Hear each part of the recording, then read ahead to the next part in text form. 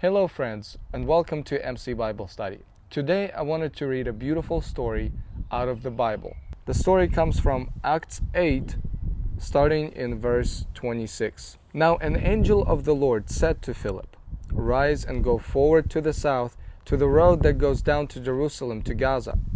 This is a desert place." And he rose and went. And there was an Ethiopian, a eunuch, a court official of Candace, sorry if I'm reading the city wrong, queen of Ethiopians, who was in charge of her treasure. He had come to Jerusalem to worship, and he was returning seated in his chariot as he was reading the prophet of Isaiah. So far what we know is there's this Ethiopian eunuch that is just sitting and reading the prophet of Isaiah. And the Spirit said to Philip, "Go over and join this chariot." So Philip ran to him and heard him reading Isaiah the prophet and asked, "Do you understand what you are reading?" And he said, "How can I unless someone guides me?"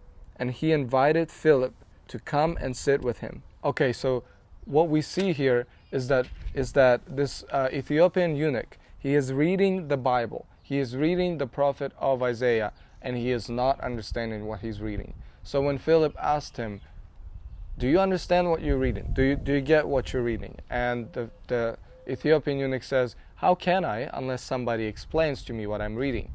So Philip sits down with him and goes through the scripture. And here we're about to read what the Ethiopian eunuch was confused about. So, now the passage of the scripture that he was reading was this: "Like a sheep he was led to the slaughter, and like a lamb before its shearer is silent, so he opens not his mouth. In his humiliation justice was denied him. Who can describe his generation? For his life is taken away from the earth."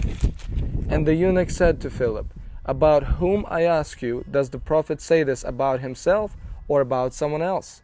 Then Philip opened his mouth, and beginning with the scripture, he told him the good news about Jesus. And as they were going along the road, they came to some water. And eunuch said, "See, here is water. What prevents me from being baptized?" And he commanded the chariot to stop, and they both went down into water, Philip and eunuch, and he baptized him. And when they came up out of the water, the Spirit of the Lord carried Philip away, and the eunuch saw him no more, and went on his way rejoicing. But the point of the story is that Philip was willing. When the Lord said, "Philip, you need to go," he said, "Okay." And when the Spirit said, "Go to this man who is reading the prophet of Isaiah," he didn't just walk, he ran. As you see, Philip ran towards this man, and guess what happened? He was able to explain the gospel. He was able to explain what's going on in that story and who that scripture was talking about. And because Philip obeyed, this eunuch is now saved. And what is interesting also is that it says Philip and him never saw each other again. But how profound it is. You don't know how much you are going to change someone else's life. And I also love the heart of this man who was reading the prophet of Isaiah.